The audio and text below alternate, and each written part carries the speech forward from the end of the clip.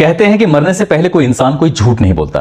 दरअसल जब किसी इंसान को इस बात का एहसास हो जाए कि वो मरने वाला है तो उसके मुंह से निकला हुआ एक एक शब्द की बड़ी कीमत होती है, खासकर तब जब मजिस्ट्रेट के सामने किसी का बयान हो रहे हो। उन बयानों को जब कोर्ट में पेश किया जाता है तो जज भी उन बयानों को बड़ा गंभीरता से लेकर आरोपी को सजा सुनाता है। दरअसल आज की कहानी जो मैं आपको सुनाने जा रहा हूं, इस कहानी में कुछ ऐसा ही होता है, लेकिन जो बयान दिए गए थे वो जज के या कोर्ट के सामने या मजिस्ट्रेट के सामने नहीं दिए गए थे, बल्कि वो अपनी भाभी से कुछ ऐसा सच बता के जाती है जिस सच को सुनने के बाद उसकी भाभी के पैरों तले जमीन खिसक जाती है। दरअसल एक लड़की ने 7 जन्मों तक जीने मरने की अपने पति के साथ कस्में खाई थी, लेकिन वो अपने पति के साथ महज 7 दिन तक ही जिंदा रहती है। लेकिन 7 दिन उसने एक एक पल को कितनी मुश्किल से जिया होगा, शायद आपको इस बात का अंदाजा भी नहीं होगा।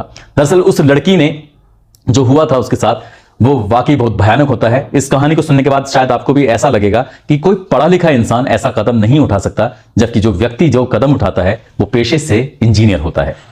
आदाब, नमस्कार, सत श्री अकाल। मैं उस्मान सैफी। आज की जो सच्ची घटना मैं आपको सुनाने जा रहा हूं, ये सच्ची घटना है उत्तर प्रदेश का एक जिला है हमीरपुर। हमीरपुर का ही एक कॉलोनी लगती है, PWD कॉलोनी। बात कर रहा हूं 3 फरवरी 2024 की शाम की।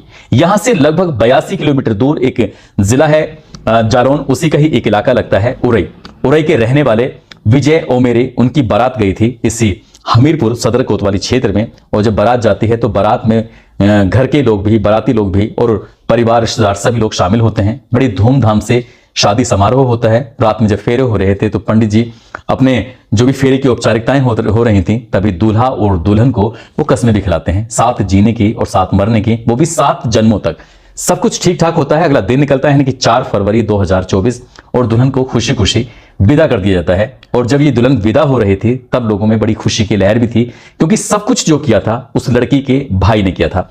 भाई की वो ऐसी बहन थी इकलौती, क्योंकि माता और पिता पहले ही मर चुके थे। बहन को बड़े नाजों से पाला गया था, लेकिन उसकी उम्र लगभग 35 साल के आसपास हो चुकी थी।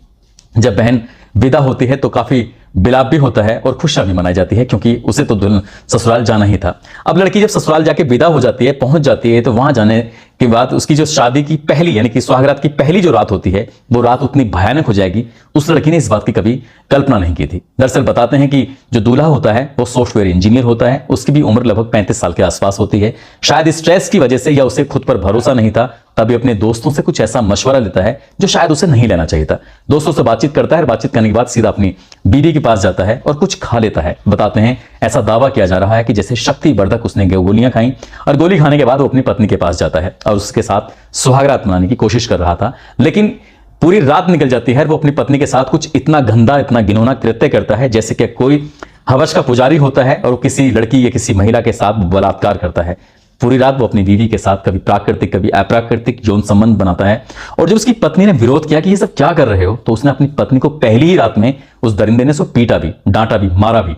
लेकिन वो अपनी जब तक उसकी हसरत पूरी नहीं हो रही थी तब तक वो उसके साथ ऐसे ही गंदा और घिनौना कृत्य करता चला जाता है।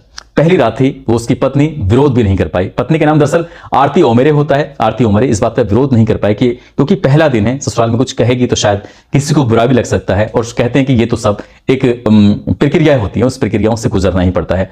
अगला दिन निकलता है। दिन निकलने के बाद वो उसकी तबीयत थोड़ी बिगड़ने लगती है, उससे उल्टियां होने लगती हैं। वो समझ नहीं पा रही थी कि उसे हुआ क्या है। एक फॉर्मेलिटीज के तौर पर जो छोटी मोटी कुछ डॉक्टर को बुलाकर दवाइयां दिलवानी थी वो दिलवा दी। फिर एक और रात आती है। जब दूसरी रात आती है, दूसरी रात में भी कुछ उसके साथ ठीक वैसा ही होता है जैसा पहली रात हुआ था।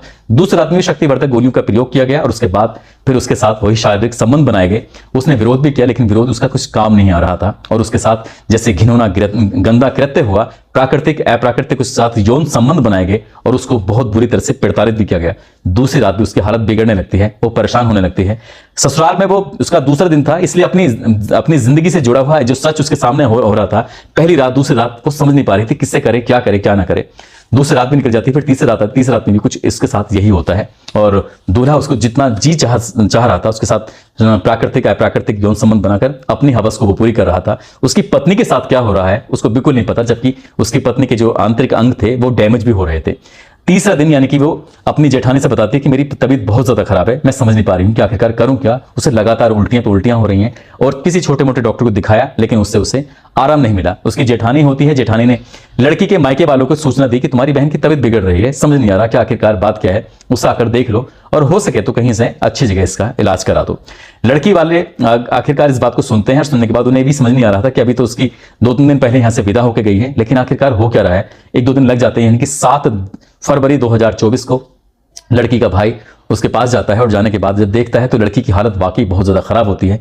लड़का समझ से परे था, इसलिए उसे अपनी बहन को यहां से लेकर सीधा कानपुर जाता है। कानपुर के ही एक प्राइवेट नर्सिंग होम में अपनी बहन को एडमिट करा देता है। जब बहन का इलाज चल रहा था तब भाभी उसे पूछ बैठती है कि आखिरकार बेटा क्या बात है, तुम इतनी परेशान क्यों हो, तुम्हारी तबीयत इतनी खराब क्यों हुई है, क्या वजह है।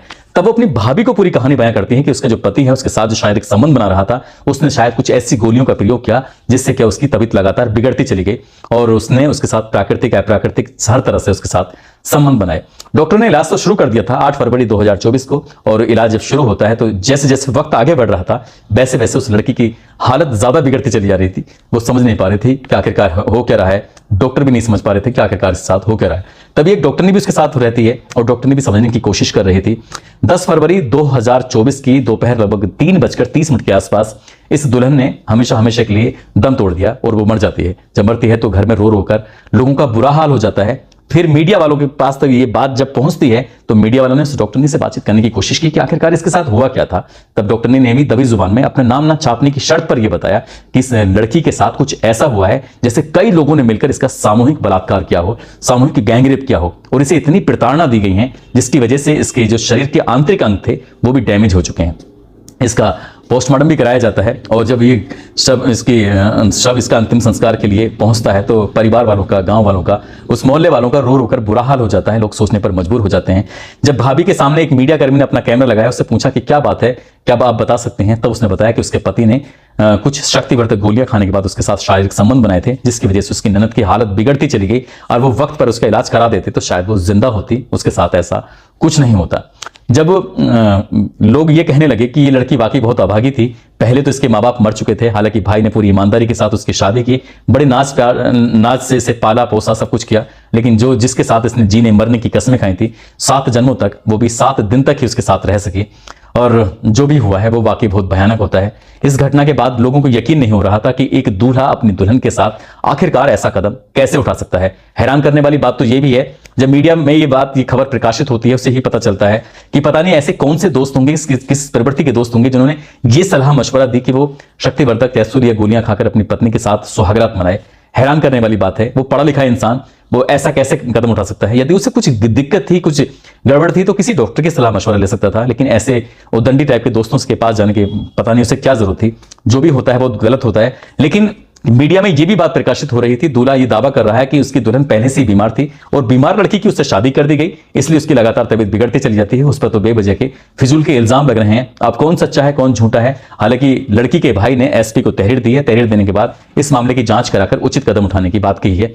अब आगे क्या होगा ये तो खैर जांच के बाद ही स्पष्ट हो सकेगा, लेकिन मीडिया में जिस तरह की खबर आई है वो वाकई अपने आप में हैरान करने वाली है, परेशान करने वाली है। दोस्तों, इस पूरे घटनाक्रम को सुनाने का उद्देश्य किसी को परेशान करना नहीं है, किसी का दिल दुखाना नहीं है, बल्कि आपको जागरूक करना है, आपको सचेत करना है, आपको बताना है कि जिसके साथ 7 जन्मों तक जीने मरने की कसमें खाई थी, कम से कम उसके साथ तो इस तरह की गंदी हरकत करनी नहीं चाहिए थी। उसी के साथ किसी के साथ भी सोचने भी मतलब पाप है, जिस तरह का उसने ये हरकत की है। कम से कम ऐसे कदम नहीं उठाना चाहिए। और जो भी हुआ है वो बाकी बहुत भयानक हुआ है, बहुत गलत हुआ है। जाते जाते मुरादाबाद के रहने वाले तैयबा हैं, कुशीनगर के रहने वाले कृष्णा कुशवाहा हैं, सूरत के रहने वाले सलमा मोहसिन, इनकी आज जन्मदिन है, को जन्मदिन की ढेरों सारी शुभकामनाएं, बहुत बहुत मुबारकबाद। साथ ही औरैया के रहने वाले हैं राजेश बघेल और उनकी पत्नी है गीता बघेल।